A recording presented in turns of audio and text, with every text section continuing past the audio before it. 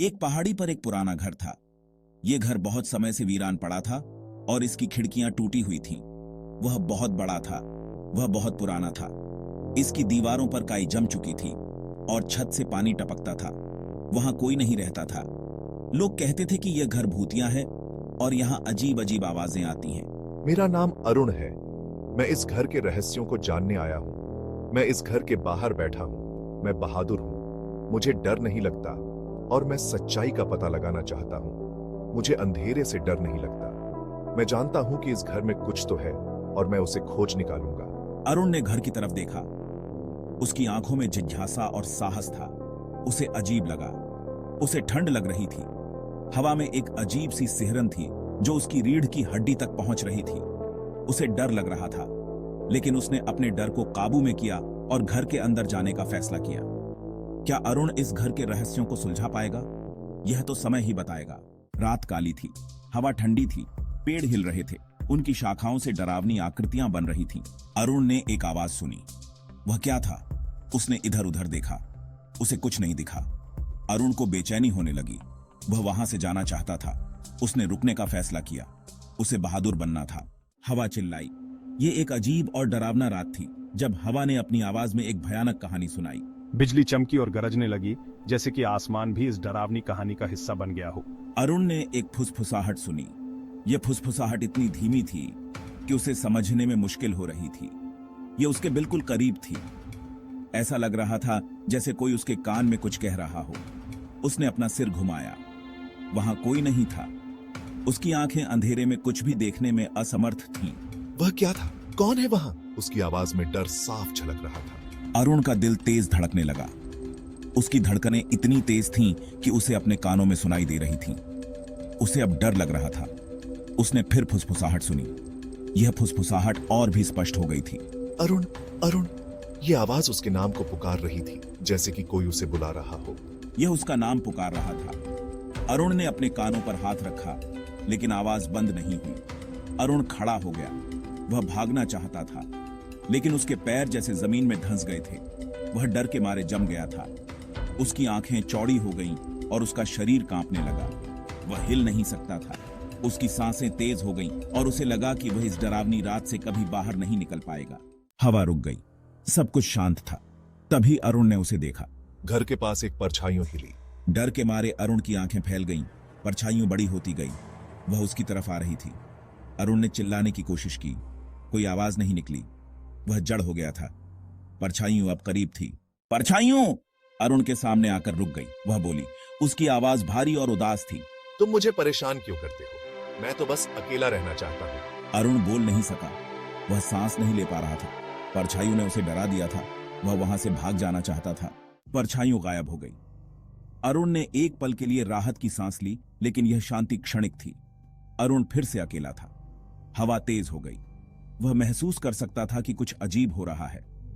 हवा की सरसराहट में एक अजीब सी आवाज थी, जैसे कोई फुसफुसा रहा हो। घर की खिड़कियां खड़खड़ाने लगीं।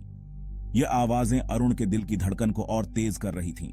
उसे लगा कि कोई उसे देख रहा है, कोई अदृश्य शक्ति। तभी अरुण ने उसे सुना। हंसी। यह हंसी किसी इंसान की नहीं लग रही थी। यह हंसी ठंडी और भयावह थी, जैसे किसी प्रेतात्मा की। यह घर से आ रही थी।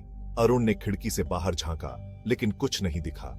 फिर भी वह जानता था कि कोई या कुछ उसके बहुत करीब था। यह ठंडी और क्रूर थी। धुंध ने सब कुछ ढक लिया था और अरुण को कुछ भी साफ नहीं दिख रहा था। उसे लगा कि वह किसी भयानक सपने में फंस गया है।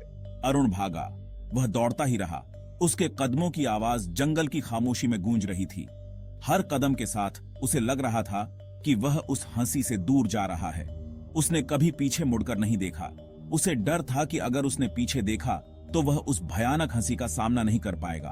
वह जानता था कि पहाड़ी पर बने उस घर में कोई काला रहस्य छुपा है। वह घर, जो अब एक खंडहर बन चुका था, अरुण के लिए हमेशा से एक रहस्य बना हुआ था। बचपन से ही उसने उस घर के बारे में कई कहानियां सुनी थीं, लेकिन आज वह खुद उस रहस्य का हिस्सा बन गया था।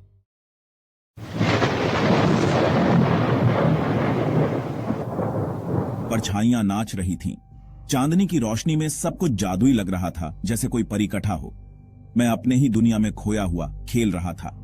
मेरे चारों ओर की दुनिया मानो थम सी गई थी और मैं बस अपनी गेंद के साथ मस्ती कर रहा था। मेरी गेंद उछली, एक अकेली सी आवाज आई, वो आवाज जैसे किसी रहस्य की कहानी कह रही हो।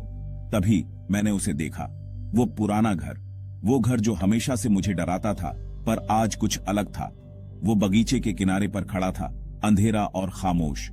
उसकी परछाई और भी डरावनी लग रही थी। सब कहते थे वो घर भूतिया है। वहां से अजीब अजीब आवाजें आती थीं और लोग कहते थे कि वहां आत्माएं रहती हैं। लोग आत्माओं और परछाइयों के किस्से सुनाते थे। हर कोई उस घर के बारे में कुछ न कुछ डरावनी कहानी जानता था। मैं कांप गया, अपनी कमीज को और कस के पकड़ लिया। मेरे दिल की धड़कन तेज हो गई थी और मैं डर के मारे हिल भी नहीं पा रहा था। घर के पास रात ज्यादा ठंडी लग रही थी। ऐसा लग रहा था जैसे वहां की हवा भी डरावनी हो।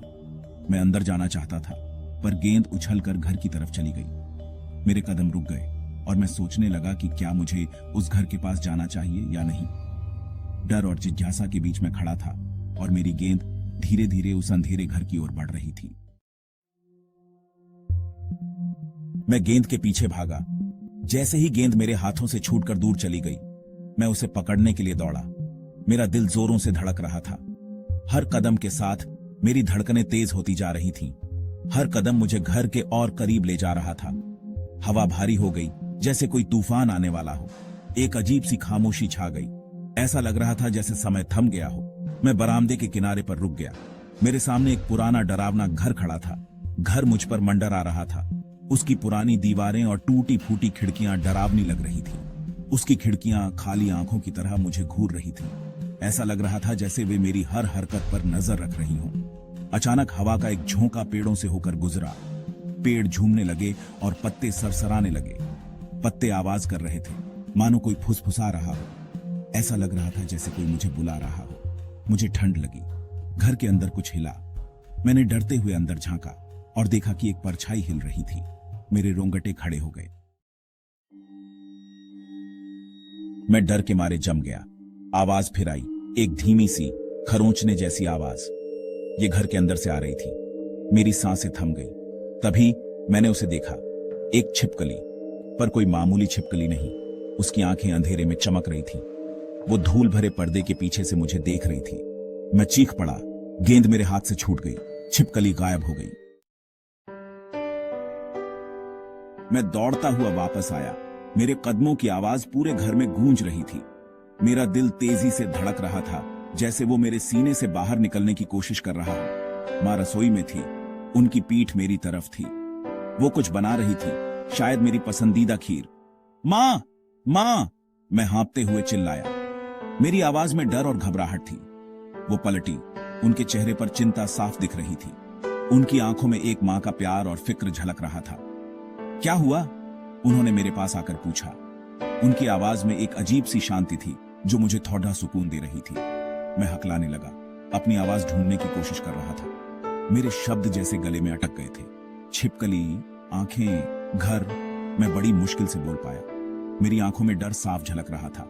उन्होंने मुझे कस के गले लगा लिया। उनके गले लगते ही मुझे एक अजीब सी शांति महसूस हुई। सब ठीक है, बस एक सपना था, उन्होंने मेरा डर कम करते हुए कहा। उनकी आवाज में एक जादू था जो मेरे दिल को सुकून दे रहा था।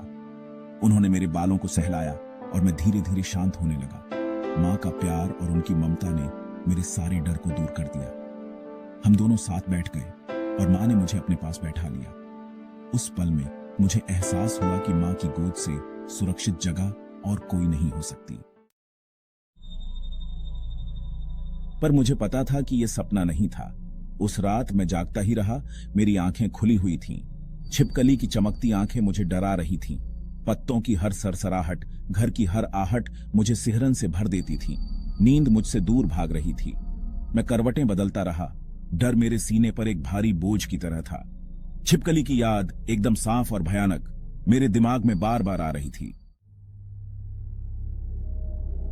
अब हर रात एक जैसी है। मैं छिपकली को देखता हूं, उसकी चमकती आंखें मुझे परछाइयों से देख रही होती हैं। डर कभी नहीं जाता, ये मेरे साथ ही रहता है, ठंडा और हमेशा के लिए। उस रात के बाद से मुझे एक पल की भी नींद नहीं आई। वो घर, छिपकली, डर, सब सच है और ये मुझे पागल कर रहा है।